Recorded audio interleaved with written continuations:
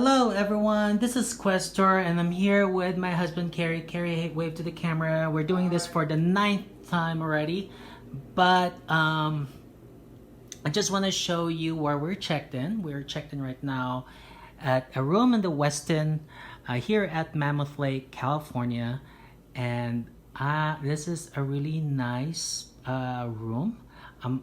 Something that I'm not really used to. It's a little too posh for me, and too corporate, but it's really wonderful, and it's a place where we're gonna spend our sixth year of being married. Yes, tomorrow's our anniversary, and we are gonna go to Mono Lake to enjoy the place. So yes, Mono Lake's gonna be great.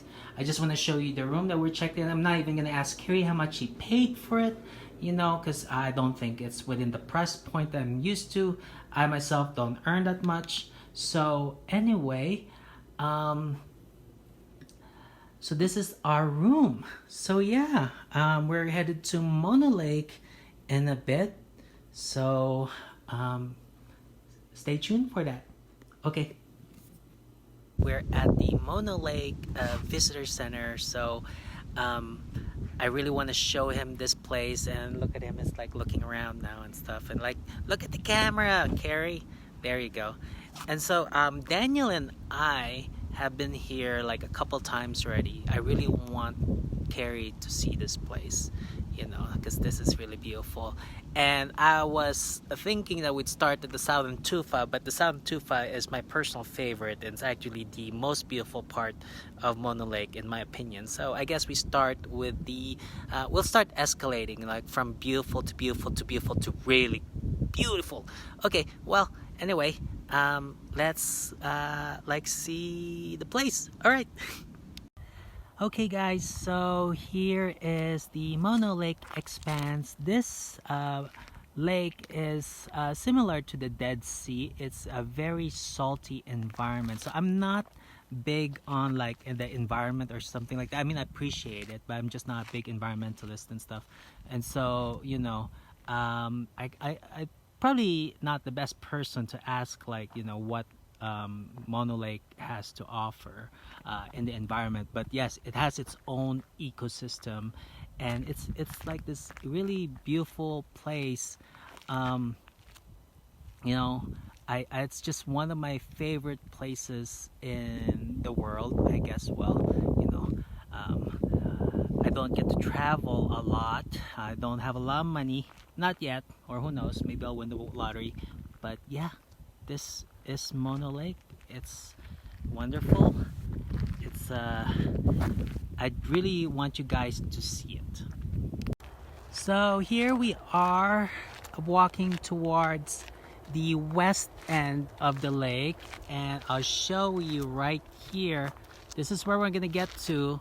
At the distance you'll see the Tufas, and well, it's a bit of a walk, so we'll get there. So we're on the boardwalk and we're getting close to the Tufas. Now we are really close to the Tufas. I'll let you know as a disclaimer, these Tufas are just a we call it, I don't want to, how to say, a sneak peek. Yes, a sneak peek of what the South Tufas would be like. The South Tufas will be really much more majestic than this. So anyway, and Kerry is pointing to like a cloud right there that looks like a UFO. So yes, I think aliens want to celebrate our anniversary with us. It's tomorrow, guys. So anyway, those are the Tufas. Let me see if I can get like a close look right there. Yes. Now, I'm not sure like what the composition of the Tufas are, but you can look it up on Wikipedia. It's Tufas, T-U-F-A. Alright, there's gonna be a lot more Tufas at the South Tufa area, south side of the lake. So we'll be there either later or tomorrow. Alright everyone, Professor Kerry. Well, actually, he is actually Dr. Kerry Rogers. I mean, my husband is a really smart person, got his doctorate in pharmacy, I mean.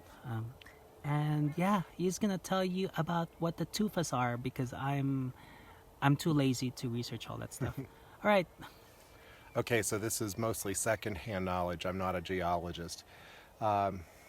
Millions of years ago, this lake was much, much larger and much, much deeper, and this area was much, much more volcanic. Over the years, as the Earth's crust rose and a lot of the water went away just from gravity, taking it to lower places, and then evaporation, what was left was a very salty basin. That's why it has a composition very close to the Dead Sea.